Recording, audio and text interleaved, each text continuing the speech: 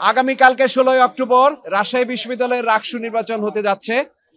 এই শেষ সময়ে প্রস্তুতির আমরা আছি এবং আশা করি আগামীকালকে একটি উৎসবমুখর রাকসু নির্বাচন আমরা উপহার দিতে পারবো। রাকসু নির্বাচন কমিশনের পক্ষ থেকে আপনারা যারা এখানে সংবাদ সংগ্রহ করতে এসেছেন সকলকে আহ্বান জানাচ্ছি, আপনারা আগামীকালকে আপনাদের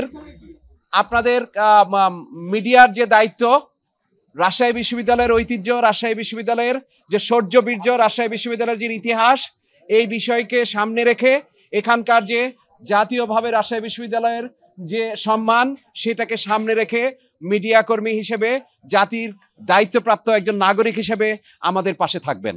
আমরা বহু পরিশ্রম করে আগামীকালকের রাকসু নির্বাচন আপনাদের সামনে উপস্থাপন করতে যাচ্ছি, আয়োজন করতে যাচ্ছি। আপনাদের মাধ্যমে রাজশাহী বিশ্ববিদ্যালয়ের শিক্ষার্থী যাদের প্রাণের দাবি, বহুদিনের দাবি, সেই দাবি যেন আমরা সুচারুভাবে আগামীকালকে প্রতিপালন করতে পারি, আপনাদের সকলের সহযোগিতা চাচ্ছি।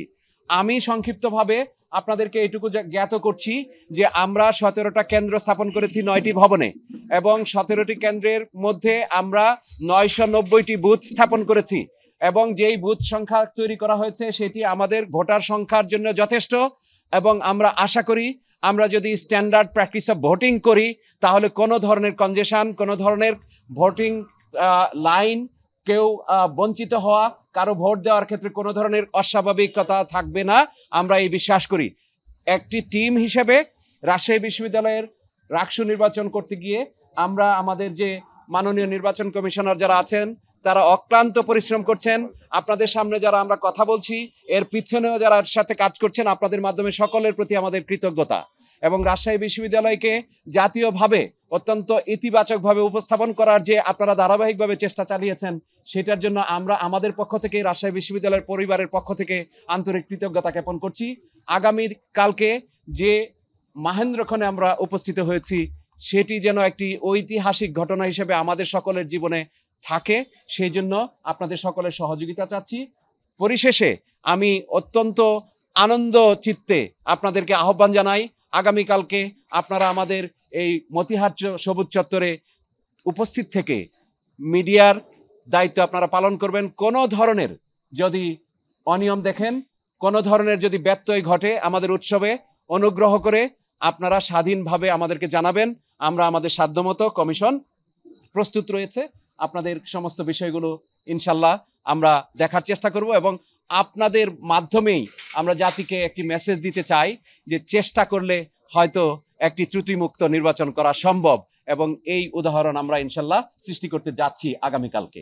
আমাদের বিষয়টা হলো যে আমরা মিডিয়া কর্মীকে সর্বোচ্চ অগ্রাধিকার দিতে চাই, কারণ আমাদের সমস্ত কর্মকাণ্ডগুলোই পর্যালোচিত হবে মিডিয়ার মাধ্যমে, জাতি জানবে আমরা কতটুকু কাজ করছি। তো সেটি করতে গিয়ে আমরা ইতিমধ্যে আপনাদের যারা এখানে এসছেন, কর্মরত আছেন, গত 2-3 মাস যাবৎ যারা কাভার করে এসছেন তাদের সাথে আমাদের কিন্তু আলোচনা হয়েছে এবং উভয় পক্ষের আলোচনান্তে আমরা একটি স্ট্যান্ডার্ড প্র্যাকটিস অফ মানে ভোটিং এবং এটা টেলিভাইজ করা, টেলিকাস্ট করা, এটি স্ট্যান্ডার্ড প্র্যাকটিসের মধ্যে রাখবো এবং আমরা একটা গাইডলাইন আপনাদেরই রিকমেন্ডেশনে আমরা এটা তৈরি করেছি এবং একটি ভোট কেন্দ্রে কোন পর্যন্ত যেতে পারবেন আমরা কিন্তু এটি আপনাদের যারা সহকর্মীরা আছে তাদের মধ্যে অলরেডি এটা আমরা দিয়ে দিয়েছি। আশা করি যে আপনারা কোনো ধরনের তথ্য পেতে কোনো ধরনের বাধা পাবেন না এবং আপনারা স্বাধীনভাবে আপনাদের যে জায়গাটুকু আছে, যেভাবে আপনারা প্র্যাকটিস করেন, সেইটা রাজশাহী বিশ্ববিদ্যালয়ের জন্য স্পেশালি কোনো ধরনের শর্ত আরোপ করা হবে না। আশা করি যে এটা আপনারা একটি ভালোভাবে সেটি রাকসুকে কাভারেজ দিতে পারবেন এবং সুজনকে আবারও আশ্বস্ত করতে চাই যে আপনারা যে স্ট্যান্ডার্ডের প্র্যাকটিসটা করেন সেটি আমাদের পক্ষ থেকে অনুরোধ থাকবে, সেটি আপনারা করবেন।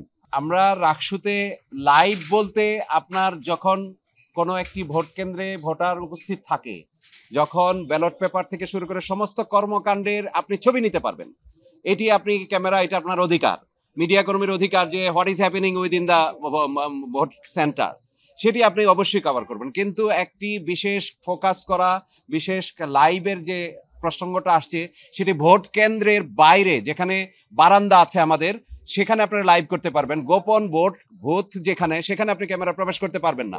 আপনি যে প্র্যাকটিস আমি বললাম আপনাদের উপরে ছেড়ে দিলাম, স্ট্যান্ডার্ড প্র্যাকটিস, সেই স্ট্যান্ডার্ড প্র্যাকটিসের মধ্যে আমরা আপনাদের সাথে কথা বলে ওইভাবে করে দিয়েছি।